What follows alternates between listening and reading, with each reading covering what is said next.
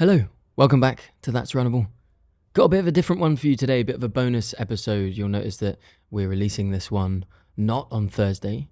We do have a Thursday episode coming out in a couple days, so the race recap will be with you in a couple days. But this episode is with my friend Scott. As you'll hear in this episode, Scott and I are ex-colleagues. We used to work together, and Scott has a little podcast called Endurance Asia, and I've been listening to it and wanted to come on for a while. He's always said that he'd have me on when I came over to Southeast Asia. So this is that. We were doing the Vietnam Trail Marathon together. Scott is an absolute beast on the trails. He's probably one of the fittest people in the region at the moment. He's very powerful, and he was doing this race casually. He was sort of just bimbling along doing a training race, and he still came sixth. So he really knows how to perform on the trails, but we sat down and had a conversation about all things strength training, nutrition, trail running, and all that sort of stuff. It's a well-awaited podcast episode. We decided that we'd do a bit of a cross post, so I would throw it up on That's Runnable as well, so you guys could hear it and know about it. It's a conversation with me. It's an interview with me, and so it's a lot about kind of my perspective on things. I hope you enjoy it. It's a great conversation. We recorded it just in the hotel lobby where we were staying, and I really enjoyed having the conversation with Scott. Before we dive in, I do just want to announce one thing, and that is that I am releasing one-to-one coaching now. So if you've ever wanted to work really deeply and closely with me, if you want to form a good, strong coaching relationship with someone who can help guide you into either your first ultramarathon or maybe an ultramarathon of a distance you've not done before, maybe you have a big challenge coming up and you want to really commit to your training properly. Well, I'm opening up one-to-one personalized coaching, and it's available now to apply. If you go to the show notes on this episode, you can find that link there. The Coaching Hub is also still available, so if you're looking for something a little bit different, that you can have a program and training resources and everything within the app, that is still available. We're taking new intakes every first Monday of every month, so the Coaching Hub is still available. But if you want to level it up to more personalized one-to-one coaching, that is now excitingly available to you too. Feel free to go to the show notes, check the links there. I thought I'd just plug that before we get started. But without further ado, here's my conversation with Scott on the Endurance Asia podcast. Tommy Lewis, welcome onto the Endurance Asia podcast, mate. Thanks for having me. Mate, it's been a while. We've been planning to do this since you've moved out to Vietnam, and we're here in Moc Chau, north of Hanoi, northwest of Hanoi, having both just run 70k on the trails, and yeah, mate, it's really good to come and like hang out. Yeah, it's cool. It's cool to be on. I love it when you get on a podcast that you've been listening to. Yeah, well, I've been absolutely loving your content for a while, mate. So backstory on how we met. So it's pretty funny, actually. Going back 3 years, we both started at our last tech company together. We work at Figma, and we were at the Fig Nation, like the all hands of the company, both starting at the same time. And there's a segment at the beginning of it called "What Makes You a Maker." They've ditched it now. It was a bit shit. Ditched it? Yeah, right. They stopped doing it.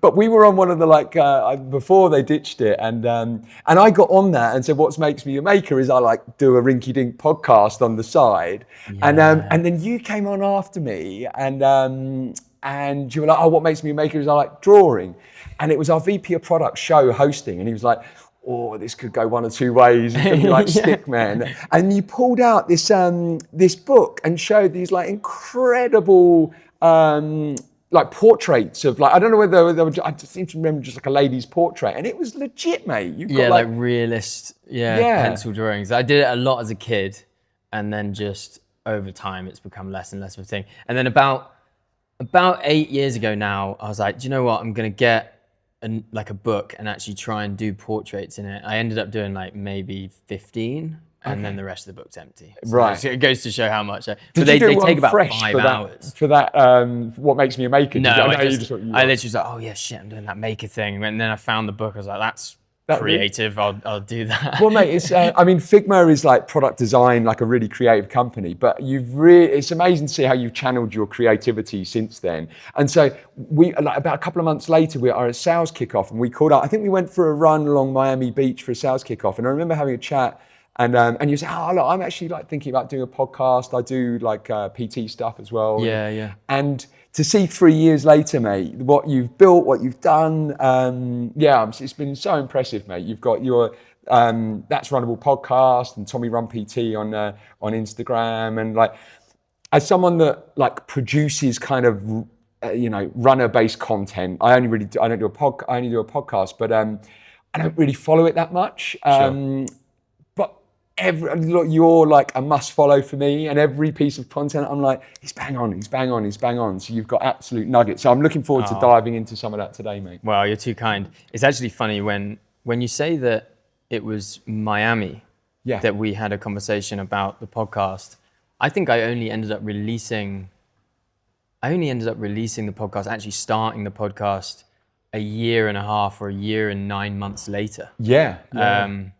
So, I was kicking it down the road. It was like, it's a scary thing to do a podcast. So I was sort of like, I don't know, I want to get it right, but yeah. I mean, but it's now my favorite thing that I do is my podcast. Yeah. And I love that, like the way you do it as well is a lot of it is around like you talk, and you've all very well researched, and you know your stuff. But then you've also started getting guests on and stuff as well. So it's kind of like evolved. But I can imagine that the content that you do for the reels and everything for Instagram, that must be so labor intensive to do all of that as well. Like that must be take a hell of a lot of time to do. It can be, and it also can be really unrewarding and unforgiving. Like Instagram and whatever other platforms you're posting on, you never truly know if a post is going to do well. You obviously want your posts to do well, but really it's about velocity of production. It's about volume of how many you're putting out there.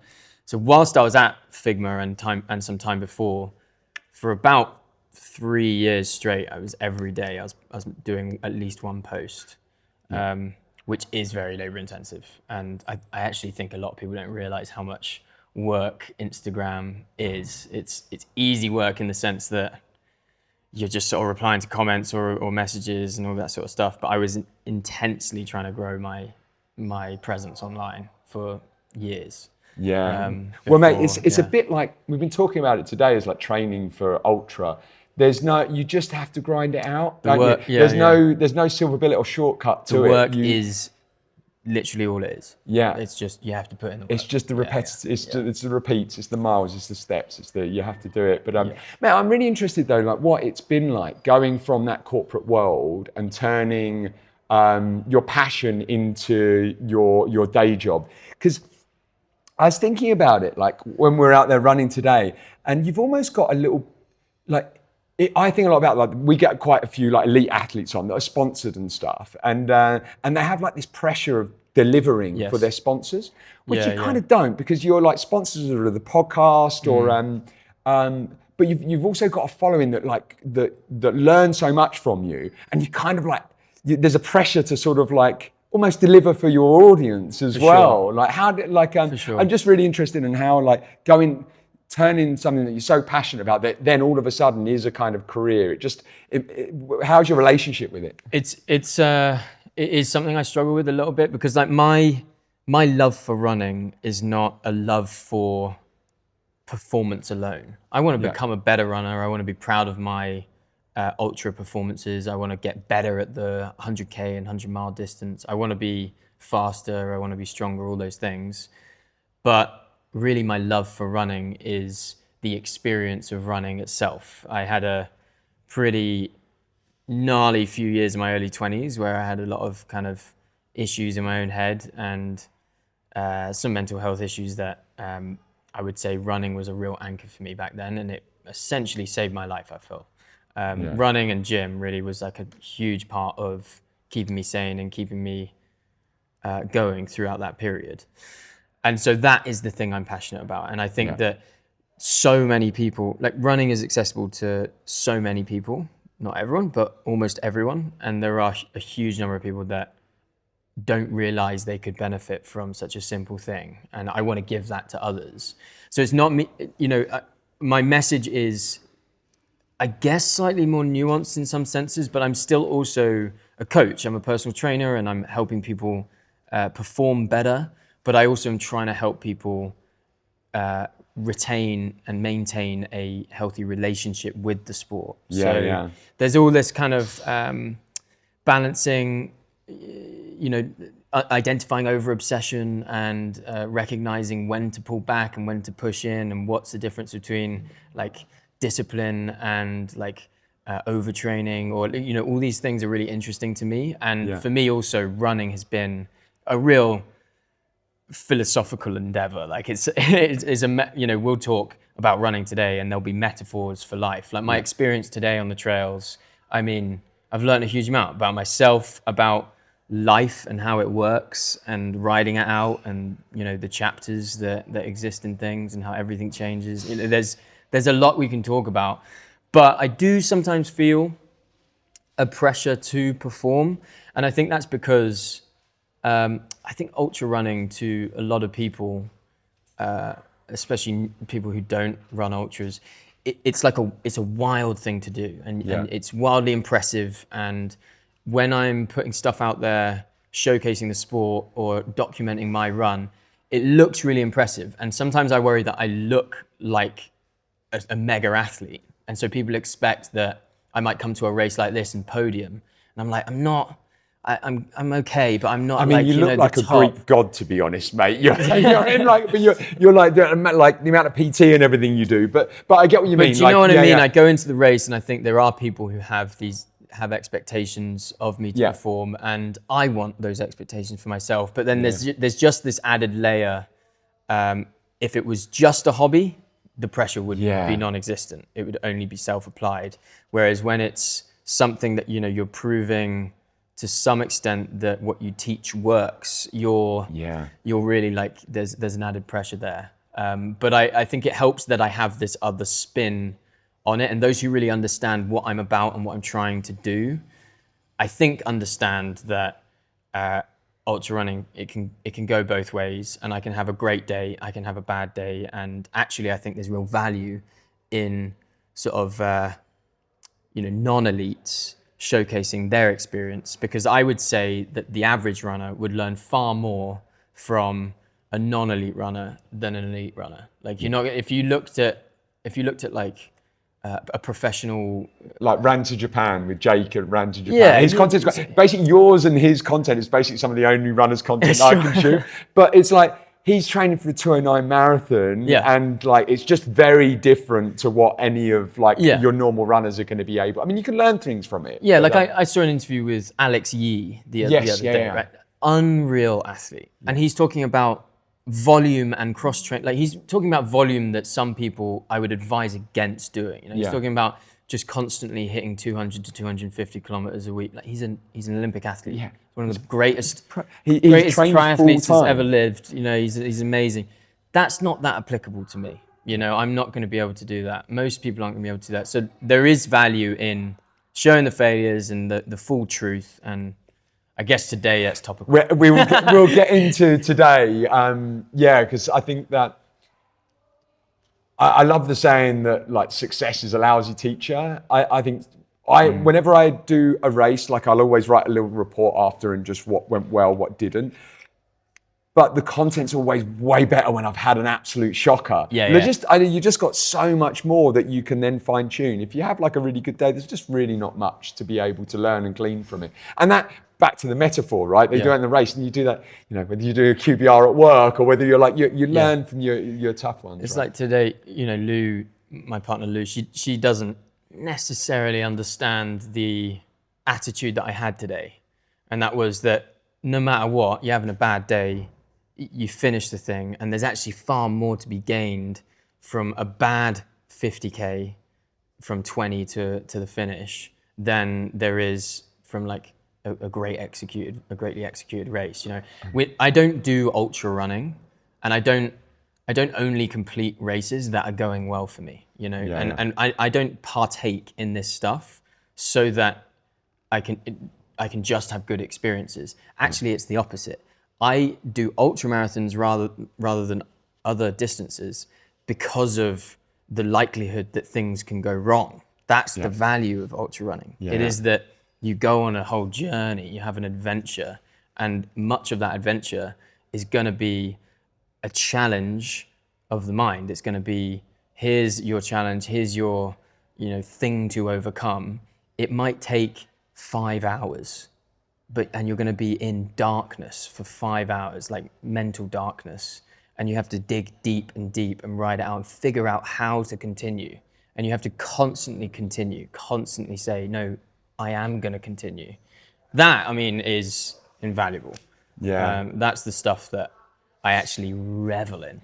I think, and we'll talk a little bit about goals, but I think setting goals that scare you and you actually don't think you can do are like if you think you can just rock up and you can just like mail it in, and it's like, what's the point in doing it? Is my kind of perspective on it. But we're here in Vietnam. I remember you kind of like were planning. Oh, look, okay, you'd left Figma and you're like, the business was really taking off, but you're like, why do you need to be in London? And you travelled here with Lou a couple of years ago, and you're like, Vietnam's going to be the place. So I've been really looking forward to you coming out. We cover all endurance sports, mainly trail running across the Asia region. And you've picked an incredible place to come and spend some time, especially as a trail runner. But I'd love to hear your first impressions so far, what you thought. Well, yeah, you're right. 2 years ago we came. It was my first time in Vietnam. Lou's probably third time at the time. And we were up north. We were in like Hai Giang. We did the Hai Giang Loop, and where else blew us away? Sapa. Yeah. And that was when I was just like, this is maybe the most beautiful country in the world. I've seen some pretty crazy scenery, but sometimes some scenery is just like. Today was case in point, this right? Real? Yeah, it was like a video Another game. planet. It's like crazy. So from there, we were like, our whole idea was to move to Vietnam. Truthfully, we're still very much based in the UK, but we're spending time in Southeast Asia and using travel visas, and we're both now remote, so we can take advantage of that. But yeah, first impressions. Today was one of those reminders of why we are adamant to commit to making Vietnam work, because the people are just so friendly. The scenery is unreal. Like it's just, it's magical. There are some times where you're like, oh no, this is a magical place. Let's dive in today then, because I'm good friends with David Lloyd, the race director of the Vietnam Trail Series. They've got 4 races: Vietnam Mountain Marathon, which is in Sapa, which you mentioned, which is beautiful there, and then a Jungle Marathon and the Trail Marathon that we did today, and then they've got Ultra, which is their most recent. But we're up here in a place called Moc Chau, and it is, you kind of describe it as the it's like Yunnan province in China, where you've got huge limestone cliffs, or like in Halong Bay, where you see, but it's in the kind of like middle of the country, and so they're just these absolutely stunning, beautiful valleys that we were going through, and then you'd come to a village, and there were like kids high-fiving, and there was tea plantations to like orange trees to plum blossoms to like beautiful farming everywhere. It's just and just some of the, and you demonstrated really well on some of your clips on your Instagram, but just out of worldly kind of vistas, right? It was really incredible. I'm not sure what I was expecting, but I think the most shocking thing for me was going through these like little communities, little villages, but they were just little settlements. Yeah. And it suddenly strikes you that people are living there. They were probably born there. It's unlikely they've really left much. They've probably come to this town very occasionally. And you're just like, man, their life is so different from mine.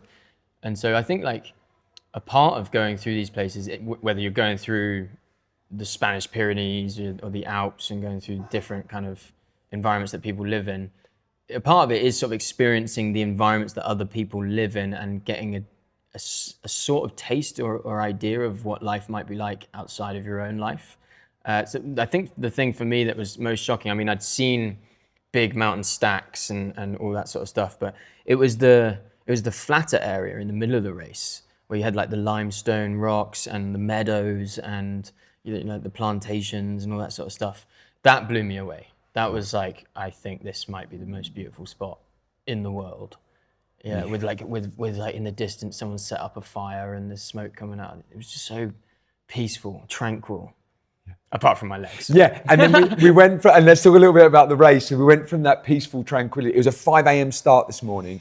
We had Sangay Sherpa, who had you known about Sangay before? Yes, I have heard of Sangay Sherpa. Yeah, he's got a really cool documentary out. When he came up the front, I was like, I know him. Who's this guy? Yeah.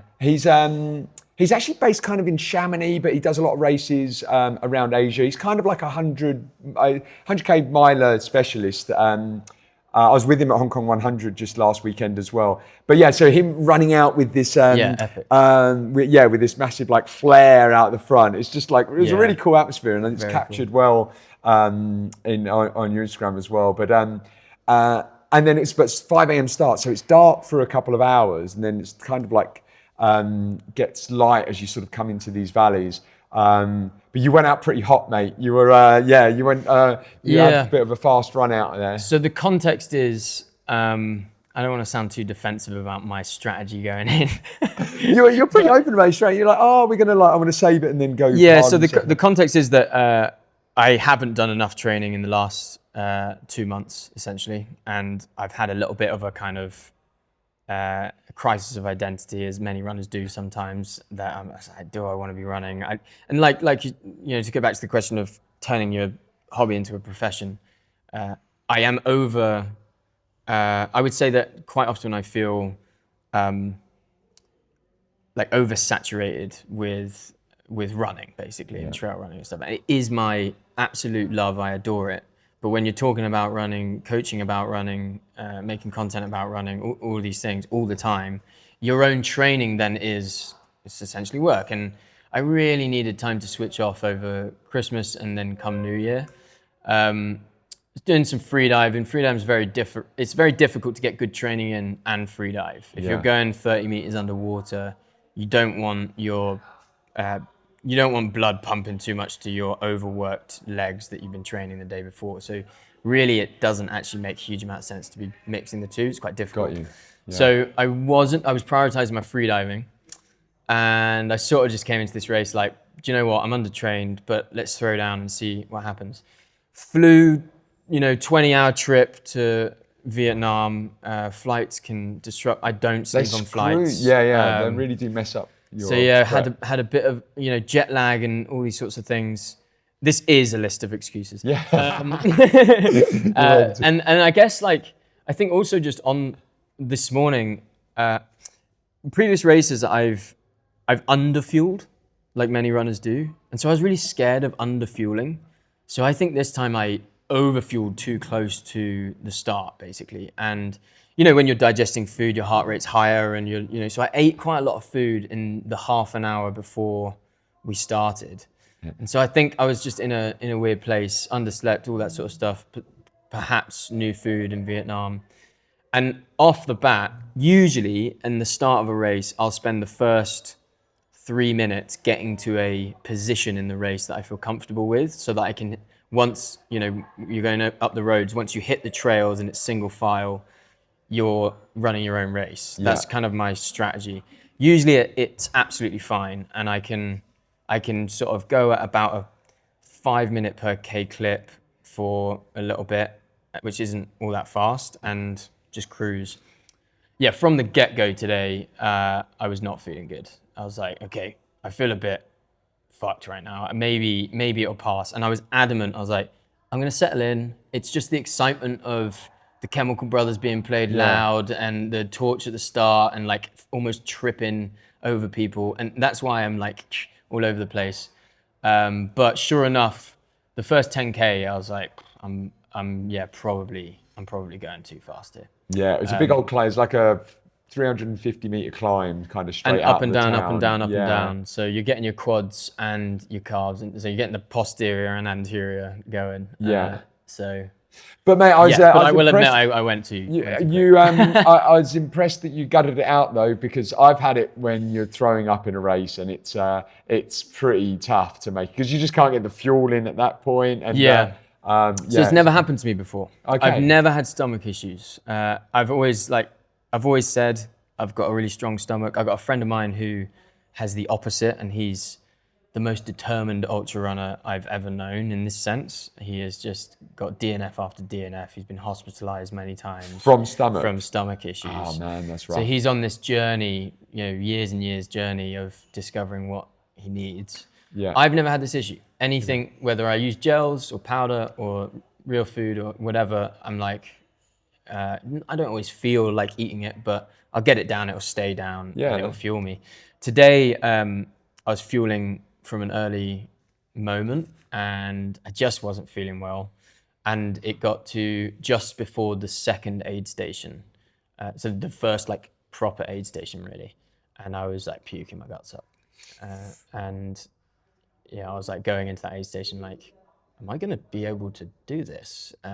So yeah, got seen by medical, but yeah, the rest I was on struggle bus. Because at the end of the day, once you lose everything in your body, you're playing catch up on electrolytes lost, on carbs lost, energy, all this. So So then I was just in cramp city for. They took pretty good care of you in the ready stage. Yeah. I got like massages and so good. Yeah. And they knew who I was. I was probably the only person who was having like real issues. Or it felt like that anyway, because it was like, oh, Tommy, you come here. We got to see you.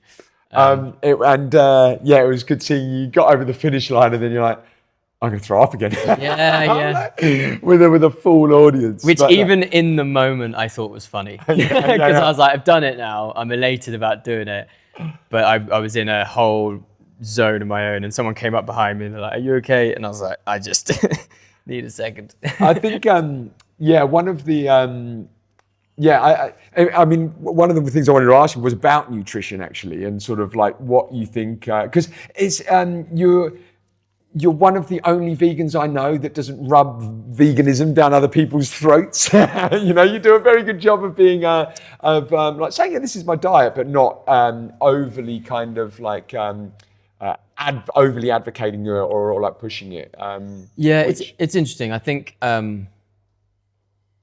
it's interesting way to ask the question. I mean, Scott Jurek, for example, has probably never been asked why he doesn't ram it down people's throats. I think veganism is a funny one. At the end of the day, we can talk about nutrition, but most vegans will remain vegan because of the ethics. Yeah. And so we are very passionate about the needless overconsumption of meat and dairy. Like at the end of the day, we do have a problem across the world, which is that we, kill 80 billion animals a year just to feed ourselves because we think it's a necessity. That is an issue, and I think that people get very passionate about it because essentially you get passionate about things that you feel and they want to try and help people sort of understand these things.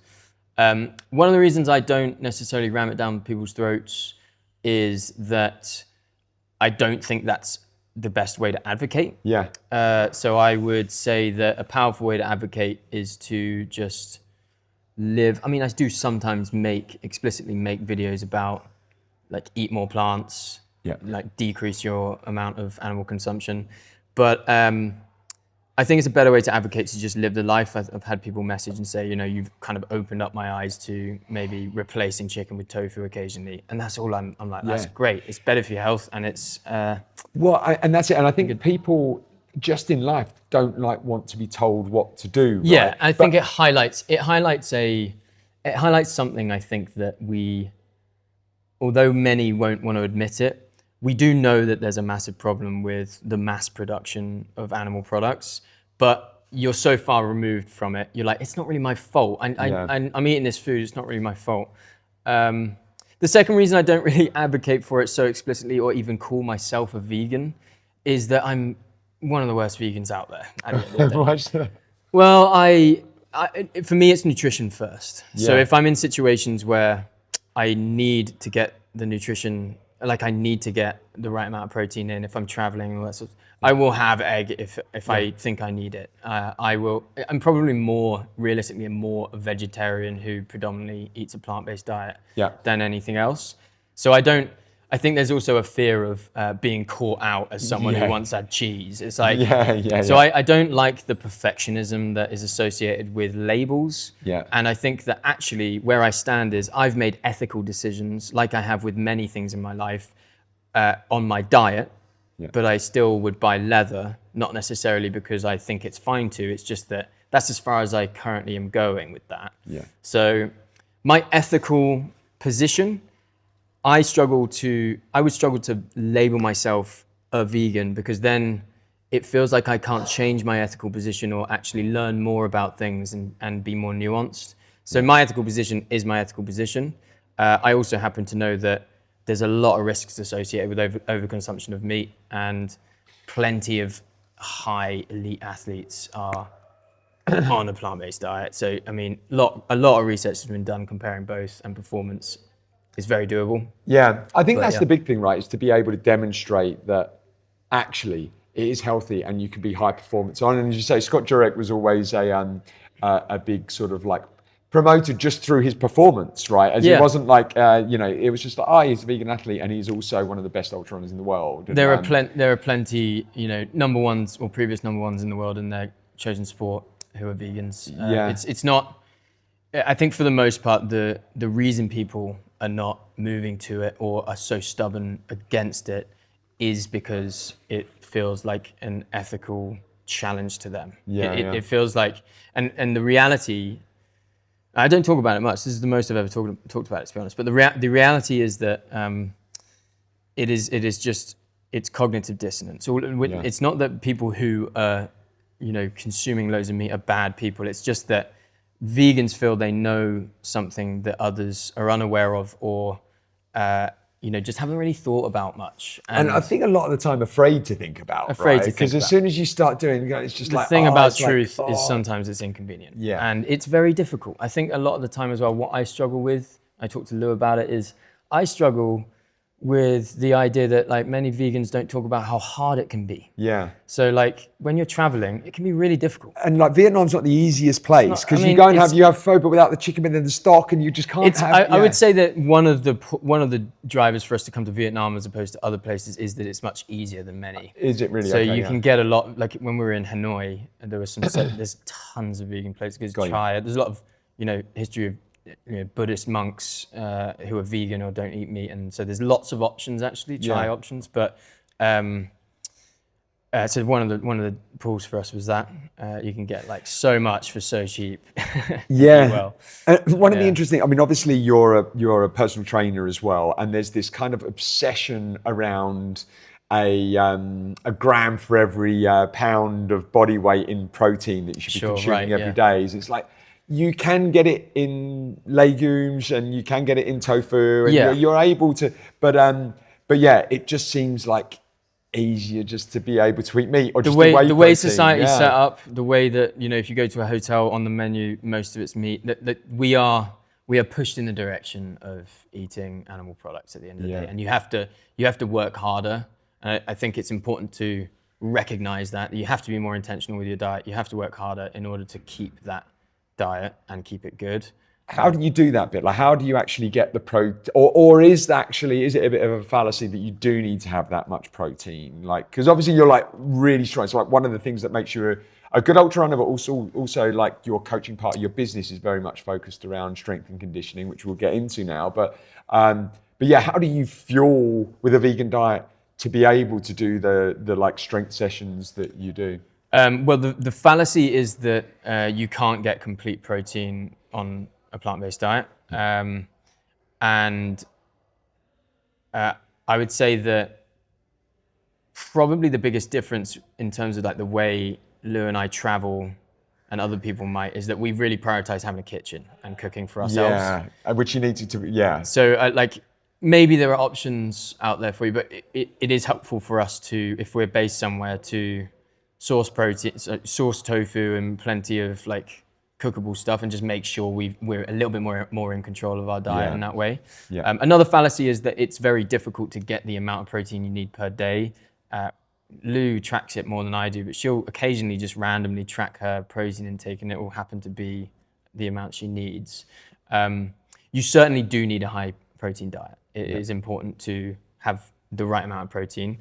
Very, very few people are protein deficient. Yeah. Either that's because it's just very hard to get down there, or it's because people are eating a shit ton of protein at the end of the day. I think I don't think you need to like focus so much on protein. So like, I think a lot of people think because it's so important to have a high protein diet, you need to really focus on it loads. For most people who are eating animal products, you'll be hitting your target. Like it's not that hard. If you're eating meat. And what should the target be? Is the like gram for every pound? Or, most people say metric system, 1.2 to 1.5 grams of protein per kilogram body weight. Yeah. Okay. So yeah, I think for me, like as someone who's 70 kilograms, I'd be looking to try and edge up to like 100 grams of protein a day. Yeah. Yeah. Also, you know, I may have days where it's more than that. I may have days where it's less than that. Would you do those days around when you're doing like specific strength and conditioning days? Like recovery of those, yeah. So you're better off having a high protein day the day after, or the day of, but after the activity. After the activity, So I would say like if I've done a long run and I'm having a meal after, I'm a bit more anal about okay, where's my protein? Let me make sure I've got a high protein and more meal. important at the end of a long run rather than a strength and conditioning session. Same. Yeah, okay, it's all just like recovery and growth of the muscles. Before hard workouts and stuff, you want your best source of energy, and that is carbs. Yeah. So and when you're out there running, I would say rather than just focusing on calories, if you want to get more specific, I would focus on carb intake. Yeah. How many carbs are you having in an hour? That's starting to be really quite almost intense, like 90 to 100 grams per hour. It's getting to a point where it used to be like... Or 120, isn't it? It's getting higher and higher. It's just because carbs are the greatest energy source for our body and brain. I was on a high-fat, low-carb diet for like 4 years. I was lean as could be. I was like 3.5% body fat at one point. But performance-wise, like actually really poor. Like I did a lactate threshold then, and a lactate threshold when I was like eating like kind of way more carbs, and there was like night and day. I think it was like performance was like 30% higher or something ridiculous like that. It's super interesting. I think my position on extreme diets is that it is not always the diet itself that is the reason for positive results. It is the fact it's strict. Yeah. You're minimizing or you're restricting. So like people things. will like take on like an Eddie Abu diet or something. What's that? You know, have you heard of Eddie Abu? No. Bit of an idiot, but he was sort of became massive a couple of years ago on like social media. He's like an ex bodybuilder, and he's very he'll just like, he has very strong opinions, and he has a very like high meat sort of diet and all that sort of stuff, a bit more carnivore and simple. His diet is extreme and it's very simple, and people get results, whether it's we don't know necessarily whether it's long lasting. You'll get quick results if you suddenly go from eating whatever you want to just eating this. That's how it's going to work. Shock horror, you just suddenly started eating real food. And your acne disappeared and you started to, see amazing results performance-wise or whatever. What really you need to make sure you're doing with your diet is choosing your restriction. The best restriction for you. I often ask people like, what do you think your favorite restriction would be?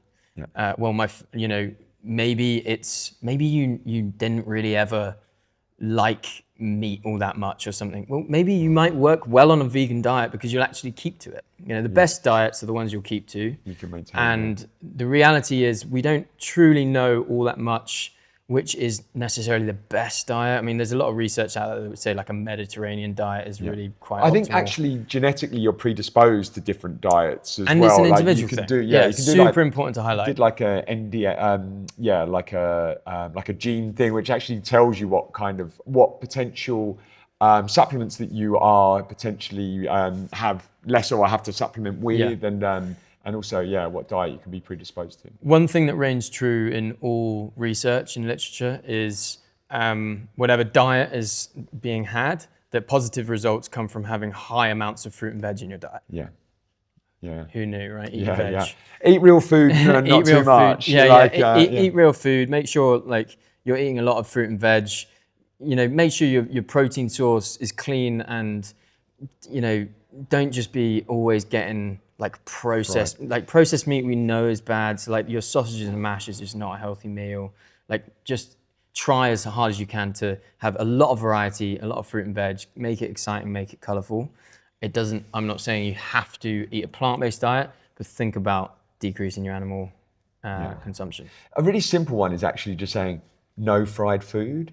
And it's funny, or like what you remove. Again, a restriction that might work for some people. I remember I did like no beer, no sugary drinks, and no fried food. And actually just that, well, this is going back quite a while ago. That was before, and then I went on to the high fat, low carb diet. And yeah, like I lost the weight just doing that at the time. Yeah. And if it's something you can keep to because it's a restriction you're comfortable with, that's probably great for you. Yeah. We'll move a little bit onto the personal training side. And it's one thing, like we run a running club in Singapore, the Falcons. We've got 300 people in there, and everyone everyone's training in a marathon block at the moment for sure. A big group are, and people think if they've got the time, they need to run. And we've brought in like a Wednesdays, we have like a strength and conditioning day, and like just with a band, or like weight and strength and conditioning. But I've just been really trying to enforce it in the club of like, you have to do it. But runners are terrible at actually, if they feel they've got that half an hour or whatever in the diary, they should be doing running. But yeah, I'd love to hear your take on how the importance, but also, just knowing when to juggle. If you've got the time, what's the best thing to do? Yeah, sometimes I think about runners as humans, which is crazy to think. And humans need a great cardiovascular system. Runners have that box ticked. Their chosen cardio activity is their favorite thing to do. Cool, we tick that box. You're good at that. But also humans need to resistance train. We need to have strength training for longevity purposes, for all sorts of health benefits, bone density. It is unreal the amount of research on the positive effects of strength training. Unreal.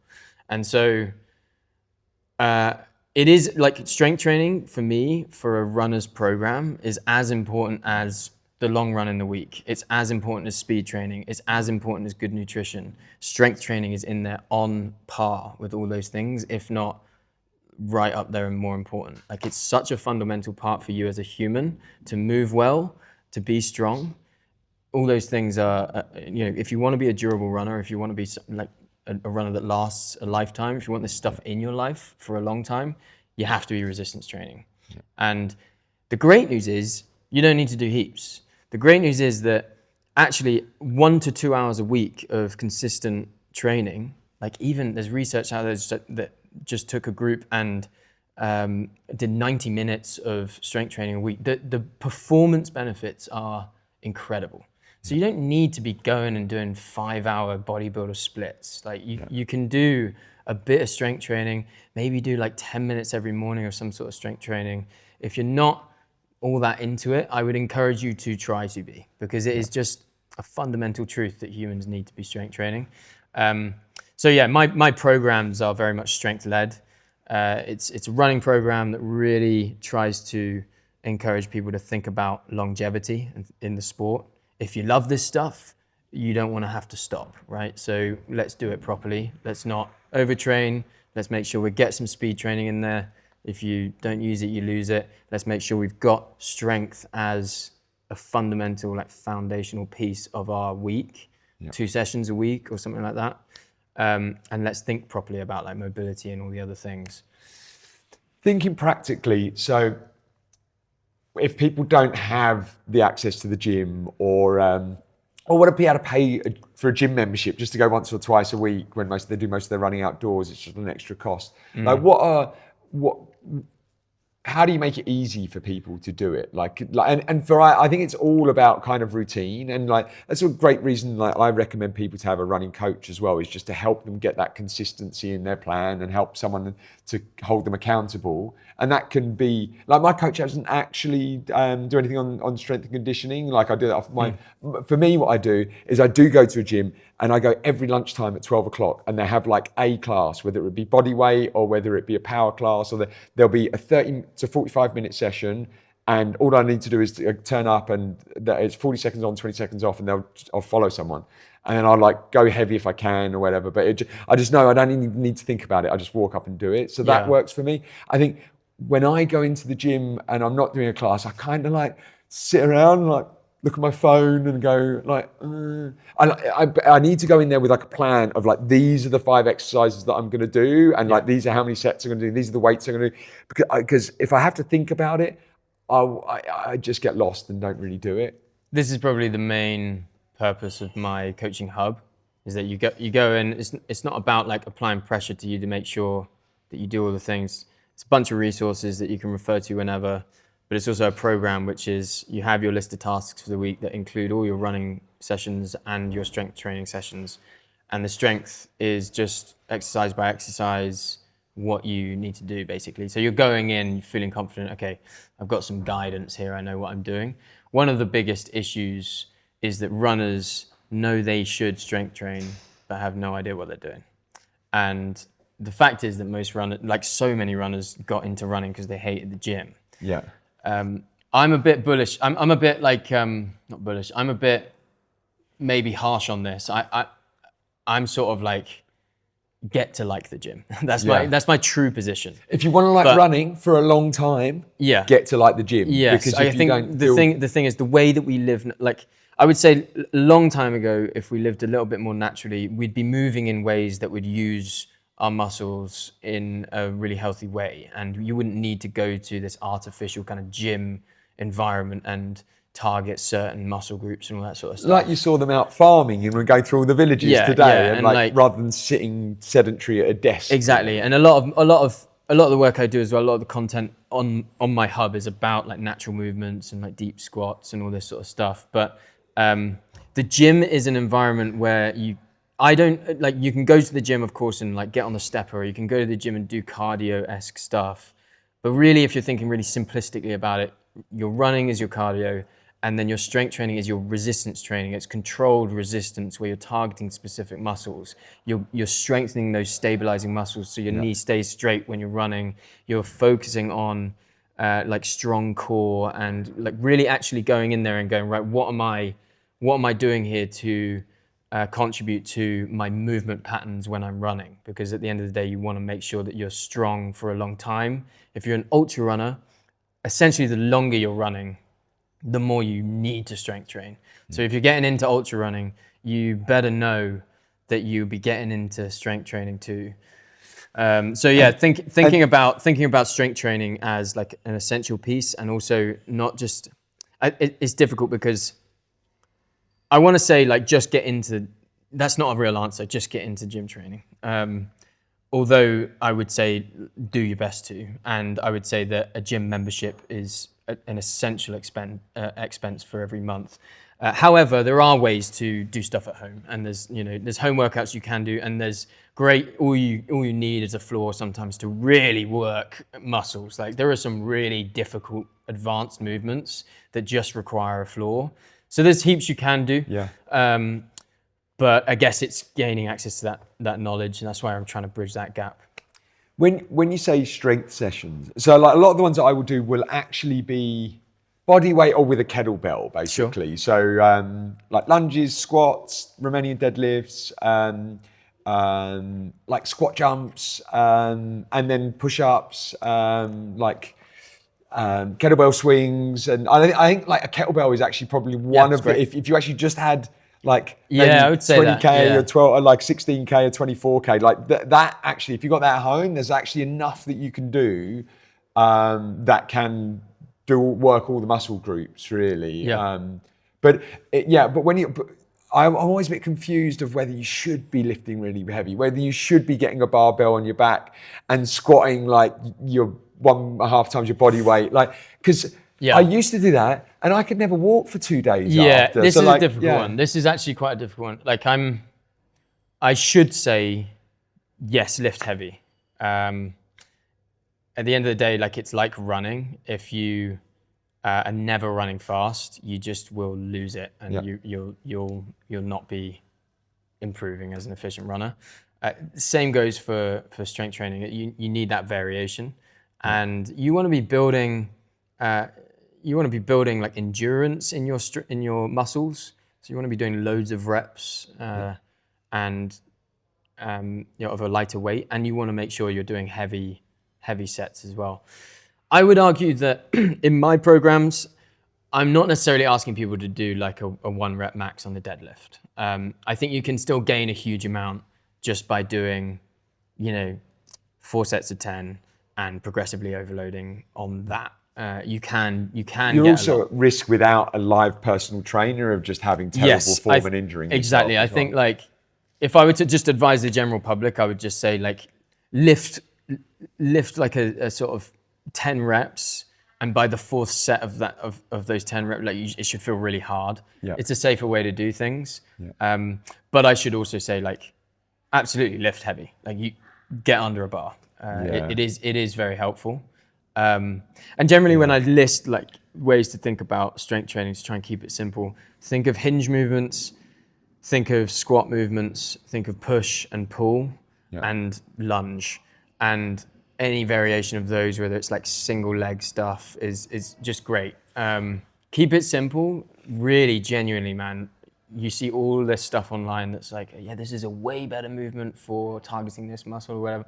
If you kept it simple and you just did like deadlifts and single leg Romanian deadlift kind of movements, and you did squats, lunges, and then you work the upper body with some push pull sort of stuff, and then got on some of the machines there for extensions, that sort of stuff. You do extremely well to look after your body. So keep it pretty simple, and then the additional kind of layer to that is what we call plyometrics, which is kind of really getting a bit more spring in your muscles. You need to be springy as a runner, so doing some jumps and single leg hops and all that sort of stuff is also helpful. But it's very easy to overcomplicate, to feel like there's more information than you'll ever know. There is more information out there than you'll ever know, but there's not more information than you need to know. You just need to know the basics and do it consistently. Shock horror, just show up consistently over a long period of time and you'll do a good job of it. What do you think about it from an injury prevention perspective? Like, I mean, I don't know I haven't really looked into any of the studies around it, but like just case of one myself, I just find when I'm doing it consistently, I'm I have had less niggles, less injuries, less knee problems, less but do you find like with the people that you coach, if they're doing their strength and conditioning consistently, there's less injuries? Yes and no. Like, of course, one of my big desires is to help people last for longer and to prevent injury in the way that they train. There's multiple facets to that, and making sure that people aren't ramping too quickly and all this sort of stuff. Strength training should be a fundamental piece, and it will help to prevent injuries that could be prevented. But it's worth saying that as a runner, you will get injured. And there are things about your body that you don't know yet. Like, there are things about your body that you haven't taken it to a certain, you might have like a slightly weaker tibialis posterior or something that you never really realized was a problem until something happened and it was the straw that broke the camel's back, and all of a sudden you're dealing with an injury and you've got some like tendonitis. You can't avoid injury just by strength training, because at the end of the day, you're not always going to be targeting the right things at the right time. So it's not like, it's not a silver bullet. I don't want to say strength training, you'll never get injured. Because you are going to get injured. However, strength training, you will certainly be a more durable, longer lasting runner. And it's highly likely, if you do it in the right way, you'll just train in a way that will, you'll be less likely to get injured at the end of the day. And like, if you're, for example, if you're ramping for a race, you're doing no strength training, you might be fine on 80 kilometers a week. You're fine to not strength train.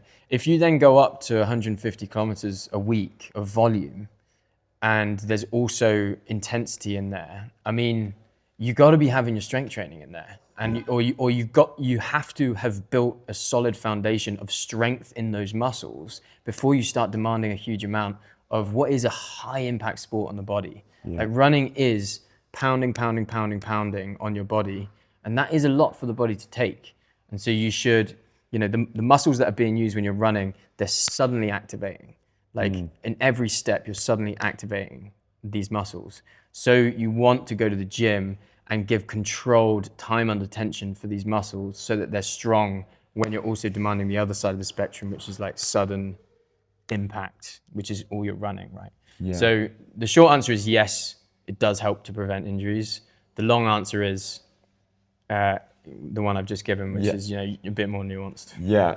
One thing I do actually is I do, and I don't know really if I'm allowed to in my gym, but I do it anyways. Do barefoot, like I do. We tend to be on a mat, but like I've rolled my ankle a couple of times running today, and I honestly think like having that strength in my feet and my ankles has actually meant that I can roll over and it's like, okay, no, but it's got the strength in the around the foot and that was able to prevent it like actually doing a tendon or anything in there. But yeah. I'm a big advocate of training barefoot or barefoot shoes, minimal shoes or something. One of the problems with a lot of runners now is that they're wearing very foamy protective shoes, but the reality is the best protection of your tendons is the foot. Like it's designed and evolved in a way to land in the right way, and you're just going to feel more. You're going to have better like intro and proprioception. What were you wearing today? Oh, I was wearing Innovates. Innovates, Innovates are interesting. They're sort of a great middle. They're a great middle ground between like high cushion and they take some of the philosophy of like barefoot shoes. They have a wider toe box. They don't have such a big drop, like offset. I have the max versions of the Trail Flies, so they do have a bit more cushioning. But generally, they're more minimal shoes. And on the shoes front, if you can afford it, I would advise having a rotation of shoes that includes some minimal footwear. The best track athletes out there, a lot of the time, they're in spikes, but a lot of the time they'll warm up barefoot. So the like coaches know the value in strong feet. When you're putting your foot into this tight studs, spikes shoe, you're not really using the whole foot, so they'll make sure that they're and also like if you're building your calves and you're not doing it barefoot, you're missing a huge part of the game, because like the way your foot is positioned is going to affect what muscles in your posterior are being used. So like areas of your calf can be strengthened just simply by the pressure on the area of the foot, right? Interesting. So if you're doing a calf raise and you're barefoot, you're really getting a lot more. Whereas if you do a calf raise in some like Hoka Cliftons, it kind of like distributes the weight across the foot much more, doesn't it? And so I'd highly advise. The foot is as complex as the hand. One of the other things that you've talked about on a couple of podcasts before, and something that this year I've been really focused on is about supplementation. I think with everything in this, it's all about the marginal gains. Like we talk about it a lot, and I don't know if you've read like Dave Brailsford's book from the Sky team and just that whole concept of just like... I haven't read the book, but I know. The concept of it's been shared quite broadly, but just like, in the Sky team, they're like put white on the back of the jerseys because it reflected the sun off and kept them cooler, and just like the marginal things like that they would help them be able to sleep in the bus. But they're just some examples. But I think if you're training for something, and like for me in this past 6 months, I had a like big weekend up in Hong Kong for a mate's 50th, and it was really messy. And I woke up and I couldn't go training because I was just like, had a worst hangover. And I was like, right, we're going for a brunch. I'm like, okay, I'm going to go for this brunch. I'm not going to drink, and I'm going to train after the brunch. And that was kind of like the last, and then I haven't drunk for 6 months since. And I went out for this run, and I was in Hong Kong, and I was like, I'm training for the 4 trails in Hong Kong. And so I was like, on the trails that I'm going to be, I'm like, if I'm going to get this done, I've got to make some sacrifices, and I cannot be feeling like this and training, because it's just not performative. It does not help him. It's not serving me. So I was like, right, that's it. I'm not going to drink for 6 months. And then another thing is around like supplementation, and I started doing it. I heard you on your podcast like talk about creatine. It's like, I honestly think creatine has been something in the last 8 months has just been I don't know whether it's just an association thing, but No, it's working. mate, it Yeah, feels I'll tell crazy. you, it's I working. feel stronger, Yeah. and I like touch wood, haven't had any injuries and stuff, but I've been able to do all my training sessions without issue. It just seems like the absolute wonder drug. Everyone to me. and their granny should be having Yeah, protein, yeah, in yeah. my opinion. Yeah. Yeah, it's interesting when you talk there. You're talking about these like marginal gains. You talk about the Sky team, and they've got these crazy, like they'll change their, how slick their what do they call them? Skins. Yeah. The lycra. Lycra. They'll use specific lycra, or they'll put white on the back.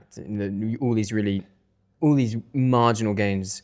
The reality though with the Sky team is that they're getting all the basics right first. Yeah. And then in order to beat everyone else who's also getting all the basics right, they're choosing the marginal gains. Yeah, that's true. We often get it the wrong way around. Yeah. What you were actually talking about there with the stag do and everything, that's the basic stuff. Are you getting good sleep? No, because you got wasted the night before. Yeah. Are you getting like good nutrition? Unlikely.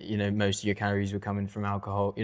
It's like get the basics right. A lot of the time, people think that they can get away with living whatever life they want, and then try and train with all of these marginal gains. It's like I'm going to live whatever life I want, but I am supplementing. And I am like, I don't know what else. I am using these boots for recovery or whatever. People talk to me about all sorts of fads for recovery. Like I had a client of mine recently. I have a whole like folder of videos on recovery in my coaching hub, and he was like, "Hey man, I just had a race. Like any tips on recovery?" And then he followed up. He's like, "I've just seen the folder with the recovery tips. I know you've gone through sleep recovery, movement, the basics of recovery. Are there any other things you can say that any other tips?" He wants more. Have you done those 3? He wants more, and I was like, no. No, like get the basics right first. Yeah. And then once you're absolutely nailed on the basics, tell me you're having some sort of issue, and we'll talk about the marginal gains, or we'll talk about how you can just optimize a little bit more. We're obsessed with these ideas of optimization, but the reality is most people who are trying to optimize aren't getting the basics right. Yeah, that's so bloody true, Tommy. So, and I'm the same, man. I'm the same. Yeah. Today, I didn't prepare properly. I wasn't getting the basics right. I didn't have good sleep. I didn't train properly. I didn't some boots for recovery, or like a muscle gun, or, all these sort of additional things that you spend money on and think are going to save you, or the special creams and all this stuff for recovery, for example.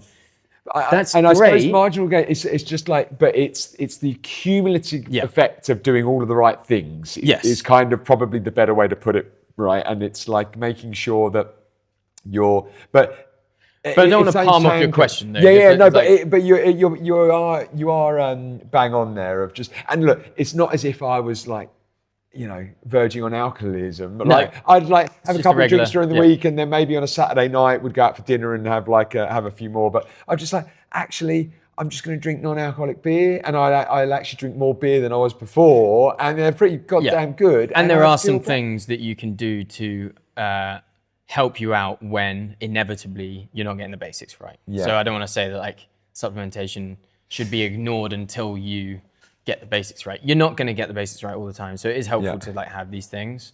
But yeah, back to the supplementation bit. Like, so like creatine, absolute no-brainer. But then I did this DNA fit, and we talked about it before, like what diet you predisposed to, and it said like Mediterranean diet, but it said I need to take crucious vegetables, and I'm like potentially lack vitamin B, and so I've known that for a while, and so I was like, okay, I take B complex, take vitamin D, zinc, omega-3, and then what's the anti-inflammatory turmeric, curcumin, and NMN. Yes, I don't even know what that does, yeah. but I like, okay, I listened to a Peter Tia podcast, and I'm like, okay, fuck it, I'll try that as well. Why not as well? But it's just but then actually you don't dedupe it to know that you're actually what's working or what's not. But it's just like, okay, well, they don't cost much. It's not. Yeah, it's not. It's not a science experiment, but for the most part, these supplements aren't going to do a huge amount of harm. But Yeah, you I probably don't know. piss half of them out. Like, Yeah, I always yeah. find I'm like, I think and then I've got like bright orange wee, and I'm like, okay, well that's the vitamin B that's the coming straight. B12 or whatever. the Yeah. I don't know enough about the research on supplements, in honesty. Yeah. Like for me, I think it's important to get as much as you can from your diet Yeah. and to get the basics right. If you wanna supplement, I don't think you should necessarily be having like a multivit, because they're usually pretty pointless. Yeah. It's also hilarious when you do start looking into it. You look at some supplements, and they'll say they have certain things, but they've got hardly even a fraction of the dose that's required to make a difference. And so they're just ticking the box for marketing purposes. So it depends how cynical you are. I'm quite There's the like cynic, these Athletic Greens one and stuff, which actually are really expensive. Like these multivits, like it's probably like a couple of dollars a day. That's it's like next to nothing. But then the Athletic Greens one, I don't want it to like all of a sudden just become expensive. And I won't name the brand because I don't want to like get in trouble. But I use a supplement brand that I know I'm just covering my bases when I'm traveling and stuff, so I use it. But I would say when I first started using it, I thought I noticed a difference, but I think it was placebo. Like in reality, it's hard. And I'm not saying that you should feel a difference, but they did advertise it to say you will.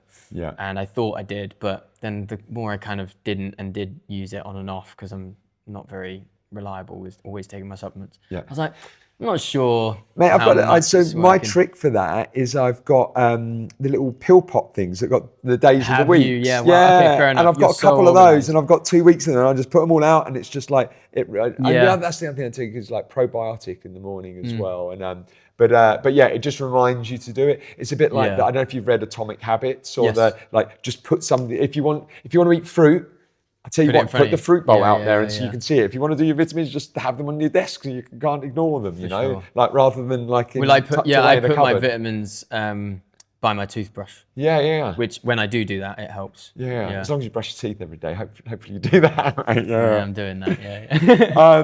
Last couple of questions. We did a race today. It's the beginning of the year. Many people are planning out their schedules for the year.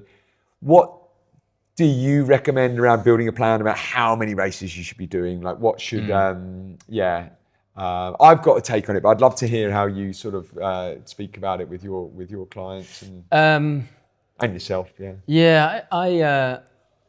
Well, I think firstly, there's a fair amount of people on social media who are doing like an unreal number of races per year.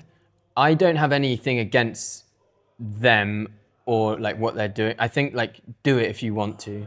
Sunday Sherpa, who ran out today, he doesn't train. All he does is he goes from race to a race to a race to a race. Yeah, every weekend, like pretty much every 2 weeks, he'll do like 100 mile or 100K, and he doesn't really train in between. It's just what he does. Well, that's super interesting. It's crazy, isn't it? That is super interesting. Yeah, I would say for the most part, like do as many as you want, but know that the more you're just racing intensely, the more likely you are to like really beat up your body. And we know this from, you have friends who for many years raced intensely and now have issues. Like it's not just anecdotal. It's very common knowledge. Can name 4 or 5 people that hammered it for 10 years, raced incessantly, and now like don't run anymore. Yeah, well that's one of my biggest fears is that I will not be able to run anymore. So it's pretty well known that you can really only properly peak like 3 times a year or twice a year. So I would say that I usually have like 1 or 2 A races a year. So how I think of it is, you know how a lot of people say like A races and B races. I take it a step further and have C races. Well, I actually called today a D race. Right. Okay. And then like, I can't believe you're telling me it's a D. That's Denning who won the female one because we were going to run together a bit, and then I ended up finishing before her. It's like, there's no way that was a D race. You raced it. I'm like, maybe it was a C then. Yeah. So like, it's even if you don't execute them exactly like that, I do think it's important to think of it like that, because then you can sort of, if you're really proper about it, you can plan out your year accordingly. I will have like an A race usually my A race would be like towards the end of the season, so like maybe August, September. Yeah. And it'll be the biggest distance race. Yeah. Would Which for be you my A this race. year? It'll be a 100-miler. Yeah. So I'm doing Nice, Yeah. Côte d'Azur in UTMB in Nice. So that's a tough race. It's like 9,000 meters again, and very high up in the mountains, all the way to the sea. So, and so like my races, as an ultra runner, you obviously use races to build up to your main race. I also have a 100K, which I will treat like an A race. It will be I'll try and execute it really well and do my best. But then there'll be other races dotted around that will be like a B race, which basically means that I will have a different focus for that race. So like my A races is I'm trying to get everything right. Yeah. My B races is I'm trying to get nutrition right, or I'm trying to be efficient in the aid stations. This is how I like to think about it. If I'm going in, I'm like, today my one goal is to be efficient in the aid stations, because I'm so shit at that. And so like I will be using races this year for the purpose, quite literally, of like we were discussing out on the course, taking things out and just having a better system. Yeah. And then C races, quite literally, are events you signed up to so that you have a distance, but it's a training run. It's fun. That for me last year was like Endure 24. Which is an amazing race in the UK. It's like a festival race. It's a looped course. I did it with a mate, and we did a loop each, and it was just fun. And we're sort of partying and nodding off in the rest times, and it was just fun. And it was quite easy on the legs, and that was a C race. Generally, I would say like I probably am not really. I'm not really keen on doing like more than 5 races a year. I just think that for me, like maybe that's a bit too much. It's personal preference. And so my take on it is I think similar, having like 3 kind of real A races, and they've got to be, and it's kind of and like builds up to each as like as though there are 3 different blocks leading up to them, with some rest after. Like you need to have some recovery after. But then I think it's fine I just love coming to races. I love like the community vibe to it. The only challenge is like today I said it was a D race, and I probably went a little bit faster than I was aiming for 135 BPM and then at 140, and so that was probably was into zone 3 more than I should have been.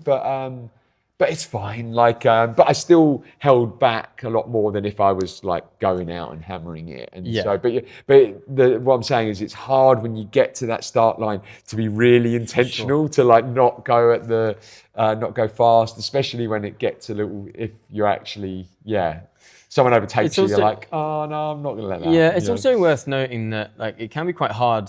I know that it's hard to pay for a race, which can often be like hundreds, if not edging on like 4 figures in total for the experience of the race, and going over there and having like a holiday or like time to acclimatize and all this sort of stuff. And go to a race and then be like, no, I'm going to treat this as a C race, even though I've spent loads of money on it. Like at the end of the day, the whole experience is great. You want to make the most of it, and so you feel like making the most of it means racing, right? So I recognize also that like not everyone has the luxury to like basically play it like an athlete and be like, okay, A race, B race, C race. If you want to go hard on races, but just like spread them out. Be sensible about it, and don't. I would say for most people, you want to be.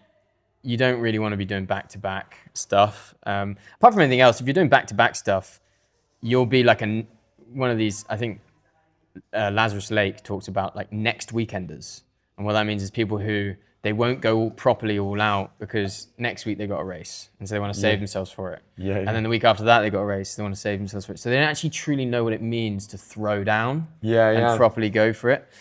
And we were actually, so we had planned to have like a few people drop in for this podcast. So we were like, how hard? Not sure if you saw her at one of the aid stations, but she's like a legit superstar at the moment. I mean, she came fourth at UTMB 2 years running, Yeah. and then she came second in Western States last year.